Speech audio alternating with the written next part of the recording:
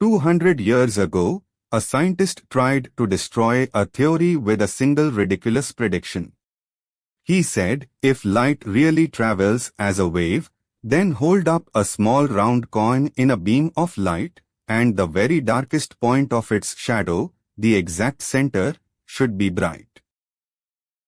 Ray by ray, that seems obviously wrong. The coin blocks the light. Behind it there should be a clean disk of shadow, and nothing else. Then someone actually did the experiment. And there it was. A tiny bright spot, sitting calmly in the middle of the shadow, exactly where darkness was guaranteed. Light had bent around the entire rim of the coin and met itself in the middle. That single stubborn dot of light is what this lesson is about. Understand why it is there, and you will also understand why no telescope can ever be perfectly sharp, why a compact disk throws rainbows, and how we found the shape of DNA. Here is a wave, marching along in flat, parallel sheets, on its way to a wall with a wide opening in it. If the opening is big, almost nothing surprising happens. The wave sails through and keeps its shape. You get a beam with crisp edges, exactly the size of the hole. This is the world we think we live in. Now squeeze the opening down until it is about as narrow as the wave itself is long. Watch what the wave does. It does not stay in its lane. It fans out into the space beyond, spilling into the region that should have been shadow. That flaring is called diffraction. And here is the key move.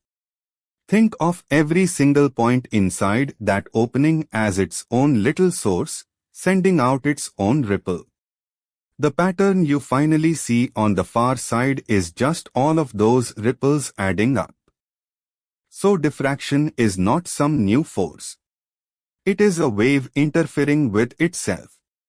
Ripples from one edge of the opening arrive a little out of step with ripples from the other edge.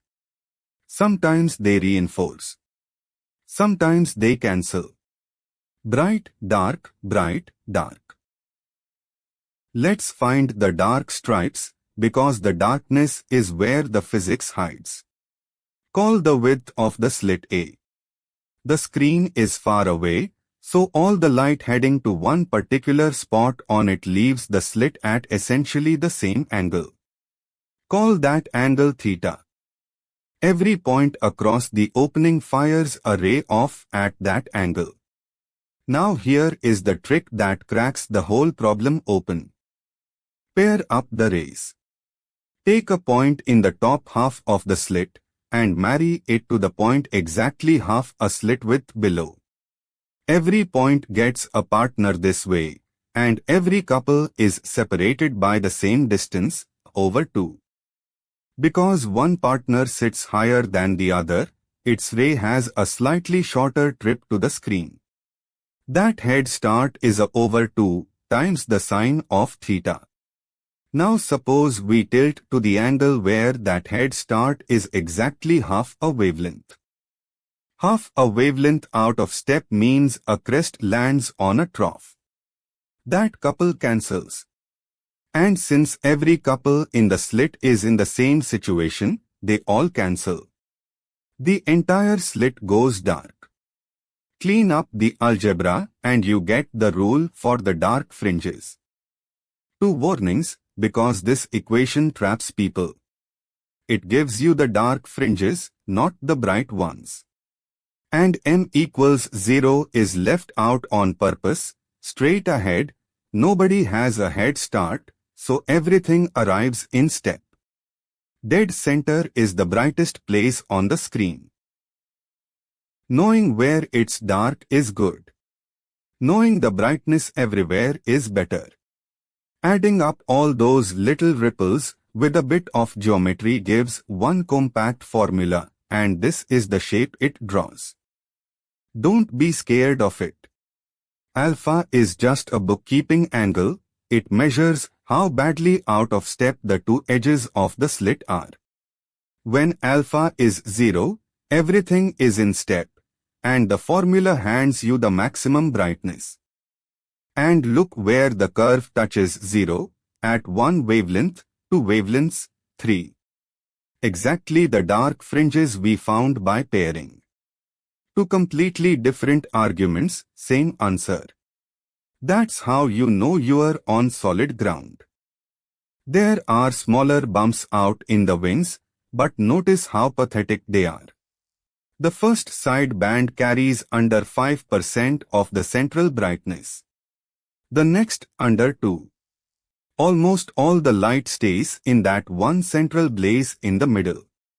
Hold on to that, because it is the reason diffraction limits every camera and telescope ever built. Slits are useful for thinking. But lenses, mirrors, and your own eye are round. Run the same argument over a circle, and almost the same answer falls out with one extra number bolted on the front. Point a perfect telescope at a single star, an object so far away it is a mathematical point, and this is what you get. Not a point. A little disk, wrapped in faint rings, whose size is the wavelength divided by the width of the opening, times 1.22. And this is not a flaw in the glass. Polish the mirror to perfection, and the blur is still exactly this big. It is the wave nature of light, and you cannot buy your way out of it. Now the consequence. Put two stars close together in the sky. Each one paints its own blur, and what your eye actually receives is the sum of the two. Watch as I pull them apart. Close in, the two blurs pile on top of each other, and you see one fat smudge, no way to tell it is two things. Keep going, and a dip appears in the middle. Now it is two. Somewhere in between is the moment they are just barely separable. The convention is beautifully simple. The peak of one blur has to land on the first dark ring of the other. That's the resolution limit of every optical instrument in existence, and it names the only two ways to beat it. Make the opening wider, which is why telescope mirrors are giant. Or use a shorter wavelength, which is why an electron microscope can see individual atoms and your eyes never will. You have probably met the two-slit experiment before, and been told it makes a row of evenly bright stripes, marching off forever. That picture is a lie, and it is a lie we can now fix. The lie is that the two slits are infinitely thin. Real slits have width. And a slit with width diffracts, all on its own, into exactly the curve we just built. So the honest answer is both effects at once, multiplied together. The fine stripes are still there, but they ride underneath the single-slit curve like passengers. Near the middle they are bright. Out in the wings, the envelope crushes them. And something delicious happens where the envelope hits zero. The two slits are shouting to be bright there, but each slit individually is sending no light that way at all. Nothing times something is nothing. That stripe simply vanishes. Count the stripes that survive in a photograph, and you can read off how far apart the slits were without ever touching them. Two slits give you soft, blurry stripes. So what if we don't stop at two? Rule thousands of parallel lines onto a piece of glass, all evenly spaced, and you have made a diffraction grating. Watch what happens to the pattern as I add more and more slits. The bright spots don't move. They just get thinner and thinner and thinner, until they are needle-sharp lines with pure blackness between them. The rule for where the lines land is the friendly one, The light from neighboring rulings has to be a whole number of wavelengths out of step. Same condition as to slits. The difference is the sharpness. And here is why anyone cares. The angle depends on the wavelength. So feed a grating plain white light, and every color inside it is thrown off at its own angle. Red bends the most, violet the least. The grating unpacks the light. That is the whole game of astronomy and chemistry. Every element burns with its own private set of wavelengths. Spread starlight with a grating, and the pattern of lines tells you what a star is made of from across the galaxy. Two different questions, though, and people mix them up. How widely does the grating fan the colors apart? That's dispersion. How close can two colors be and still be seen as two? That's resolving power, and it depends on one thing you might not expect. Not how finely the lines are spaced. How many of them you light up. To diffract a wave, you need a grating spaced about as small as the wave is long. No machine can rule lines that fine in 3 dimensions. But nature already did. Atoms in a crystal sit in rows, perfectly regular, spaced about 1/10 of a nanometer apart. And that is exactly the wavelength of an X-ray. So a crystal is a ready-made 3-dimensional grating with atoms for rulings. Fire X-rays in at a shallow angle. Each layer of atoms acts like a very faint mirror, bouncing a little off the beam back. The ray that goes one layer deeper has further to travel. Work out that extra distance, and it is 2D sine theta. When it equals a whole number of wavelengths, all the layers reinforce and a bright reflection flashes out. That is Bragg's law. One catch that catches everyone, theta is measured from the plane itself, skimming along it, not from the perpendicular. Now run it backwards. Measure the angles where the flashes appear, and you can compute where the atoms sit. This is how we learned the inside of metals, of minerals, of salt, and how the double helix of DNA was found. A blur at the edge of a shadow became the microscope that showed us the architecture of matter. Let's make this real. A red laser pointer, 633 nanometers, shining through a slit 2/10 of a millimeter wide, onto a wall 2 meters away. How wide is the bright band in the middle? The edge of the bright band is the first dark fringe, so we want m equals 1. The sine of the angle is just the wavelength over the slit width, about 3/1000. Multiply by the 2-meter throw, and the first dark fringe sits 6.3 millimeters off center. The band runs that far on both sides, so it is about 13 millimeters across. Think about that. The slit is 2/10 of a millimeter wide, and the light coming out of it is over a centimeter wide. Squeeze the slit narrower, and the light spreads wider.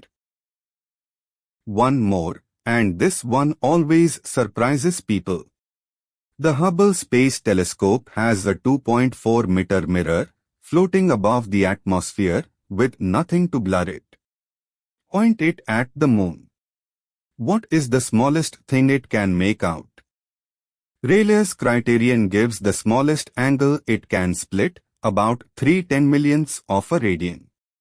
Multiply that angle by the distance to the moon, and you get the smallest feature on the surface.